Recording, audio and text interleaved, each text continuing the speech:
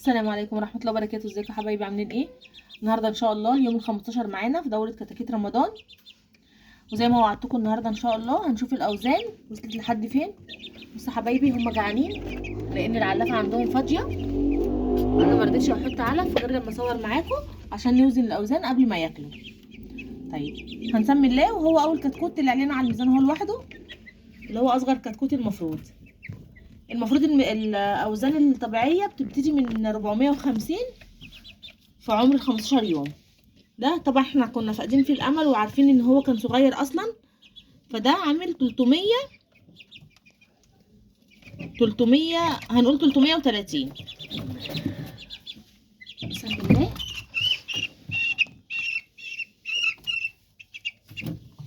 بسم الله. بصوا حبايبي، 500 جرام 500 جرام بالظبط اهو.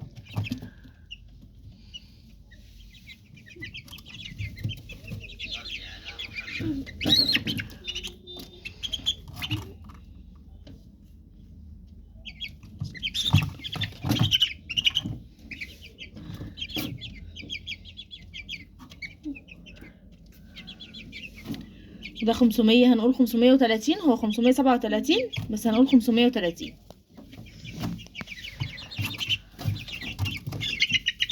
حاجة تاني. بسم الله.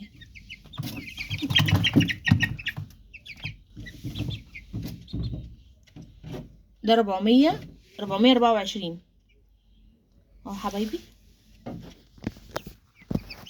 عايزة، انا مش عارفة كده الاضاءة واضحة ولا لأ.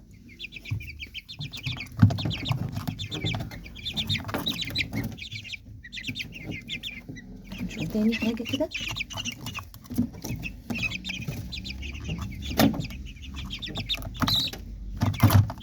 وحدة الميزان ده بتبقى صعبة قوي معاهم، يعني بيقفوا بالعافية على الميزان.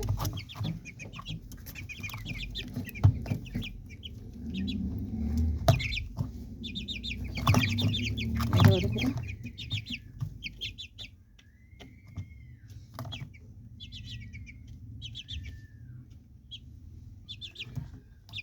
يعني 500 جرام برضو. فدي اوزانهم يا حبايبي، هي الاوزان ماشيه طبيعي الحمد لله. انا مش عارفه الاضاءه ليه كده. طب انا هشيل وقت الميزان لان الاضاءه معاكسه قوي في التصوير. طبعا بصوا حبايبي، كل ما بيكبروا كل ما طبعا احنا مغيرين النشاره دي مع بعض اول امبارح او امبارح تقريبا، مش فاكره، مش متذكره قوي امبارح او اول امبارح. فطبعا بصوا هي اتوسخت، انا هغيرها لهم تاني النهارده، وهنبتدي بقى نحط السقايه بتاعتهم.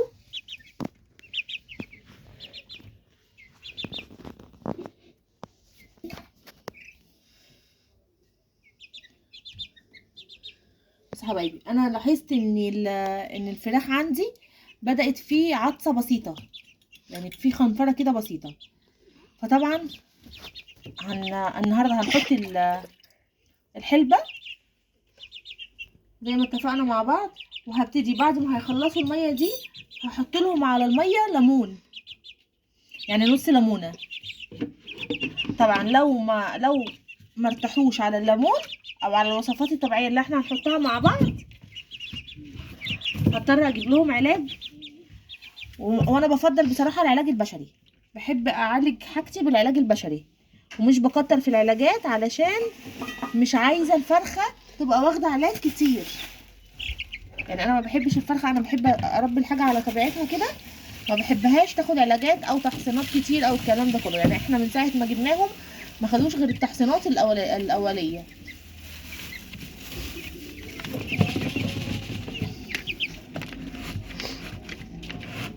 طبعا استنوني بكرة بإذن الله يا حبايبي، هنبتدي فيديوهات رمضان، اللهم بلغنا رمضان لا فاقدين ولا مفقودين، وكل سنة وانتم طيبين بحلول شهر رجب. وده كان الفيديو بتاعنا النهارده، فياريت لو عجبكم الفيديو فعلوا لي زر الجرس واشتركوا في القناة عشان يوصلكم كل جديد.